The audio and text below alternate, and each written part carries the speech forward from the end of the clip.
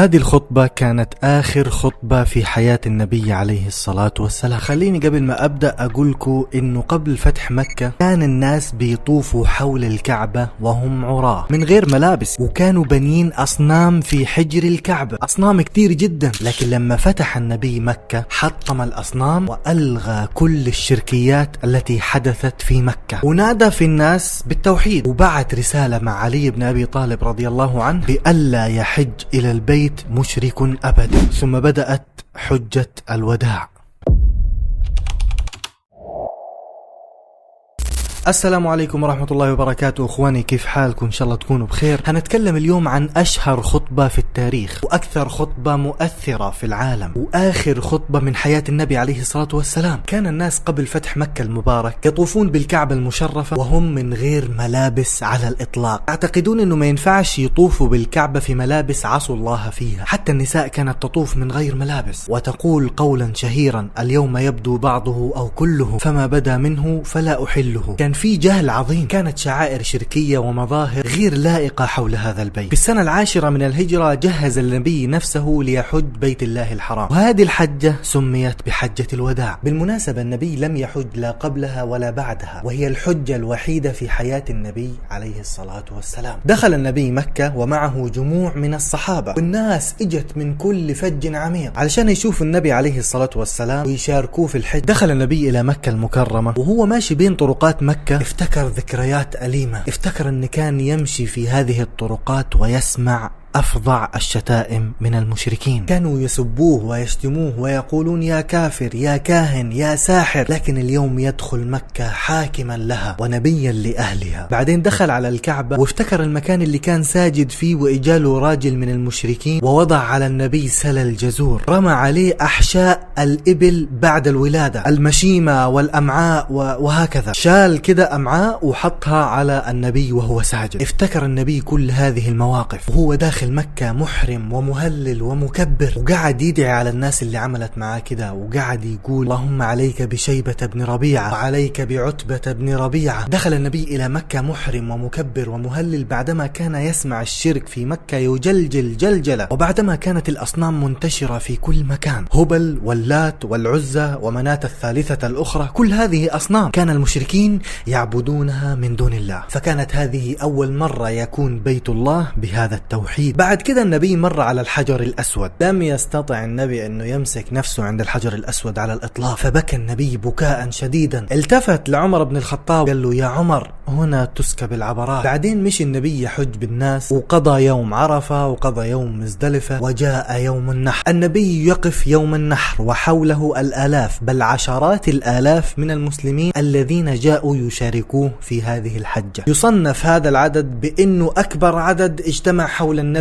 من ساعة رسالته، فيهم كبير وصغير وغني وفقير وأبيض وأسود، كلهم آمنوا بنبوءة النبي عليه الصلاة والسلام، كلهم يحبون أكثر ما يحبون أنفسهم، لا فيهم حد مشرك ولا حد يدعو بغير الله عز وجل. والنبي صلى الله عليه وسلم لا يعلم أنها حجة الوداع، فيخطب النبي عليه الصلاة والسلام بأعظم خطبة في التاريخ، أعظم خطبة عرفتها البشرية. وقف النبي بين جموع الناس وقال: أيها الناس، أي يوم هذا؟ الناس قالوا: الله ورسوله أعلم. هم عارفين أنه يوم النحر، ولكن من أدبهم مع النبي عليه الصلاة والسلام احتراما له وخشية أن يغير النبي اسم هذا اليوم، ولو غيره النبي لقبلوا به. فقال لهم النبي: أليس هذا يوم النحر؟ قالوا: بلى يا رسول الله. فقال: أي بلد هذا؟ قالوا: الله ورسوله أعلم. قال: أليس هذا البلد الحرام؟ قالوا: بلى يا رسول الله. قال: أي شهر هذا؟ قالوا: الله ورسوله أعلم. قال: أليس هذا الشهر الحرام ذي الحجة؟ قالوا: بلى يا رسول الله. بعدين قال كلام مؤثر جدا في قلوب الصحابة: أيها الناس، اسمعوا قولي، فإني لا أدري هل ألقاكم بعد عامي هذا أم لا. يعني لعل هذه الكلمات هي آخر كلمات تسمعونها مني. تحس أن النبي كان عارف أنه هيموت. بعدين قال: أيها الناس، إن دماءكم وأموالكم وأعراضكم حرام عليكم كحرمة يومكم هذا في بلدكم هذا في شهركم هذا. يعني لا يمكن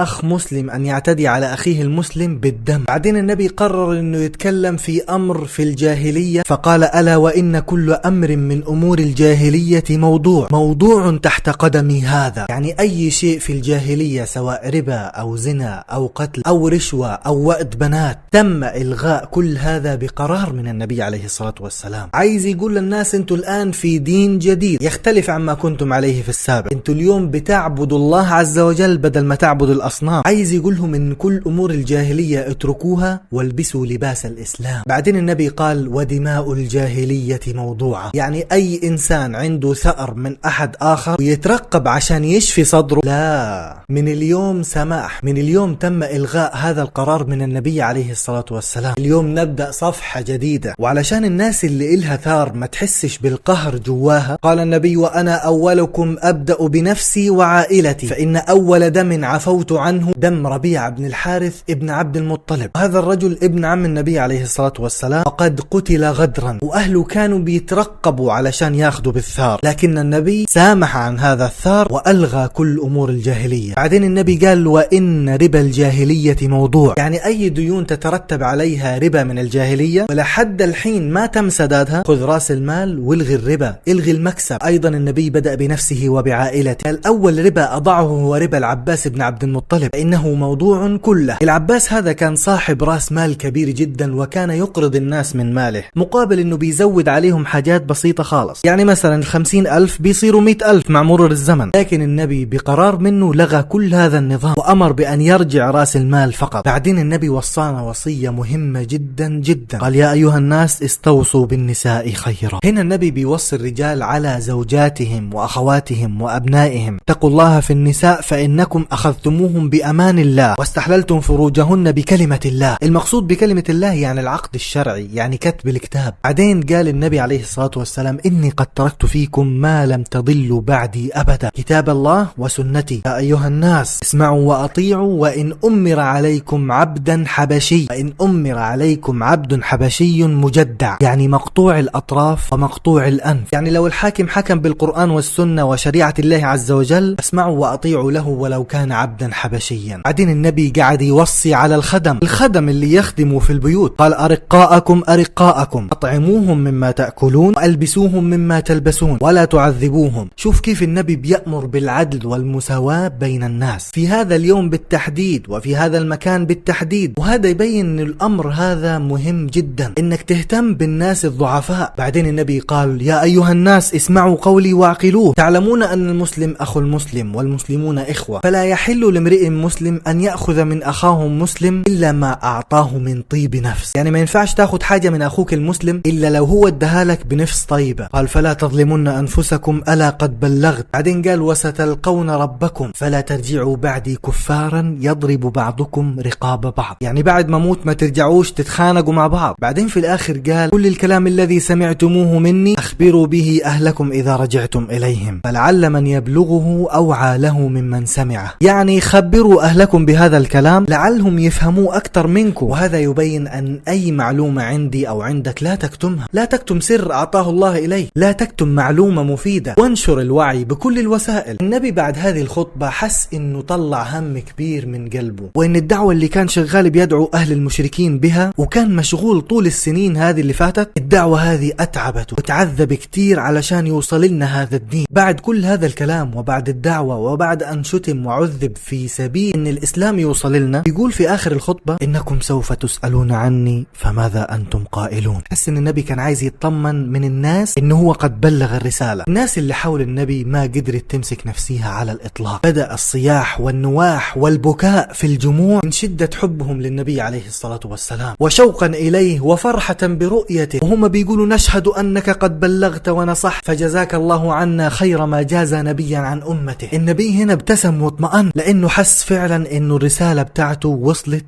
وتمت بحمد الله. ساعتها رفع النبي إصبعه الشريف إلى السماء، إصبعه اللي دائما كان يشهد بالتوحيد، يرفع إصبعه للسماء فيقول: اللهم فاشهد اللهم فاشهد. يعني أنت يا رب سمعت أنهم يشهدون أني قد أديت ونصحت، فاللهم فاشهد فاللهم فاشهد. هنا انتهت خطبة النبي عليه الصلاة والسلام، وانتهت آخر خطبة وآخر كلام للنبي بين جموع المسلمين. والنبي ما كان يعرف ان هذه كان آخر خطبة، ولكنه كان حاسس بقرب الرحيل. إلى هنا انتهت هذه الحلقة، فسبحانك اللهم وبحمدك، نشهد أن لا إله إلا أنت، نستغفرك ونتوب إليك. لا تنسوا الاشتراك في القناة وتفعيل جرس التنبيه ليصلكم كل جديد، وتابعوني على حساباتي الشخصية، واكتبوا لي تحت في التعليقات إذا حابين تسمعوا قصص من هذه النوعية من القصص. ألقاكم في مقاطع أخرى، والسلام عليكم ورحمة الله وبركاته.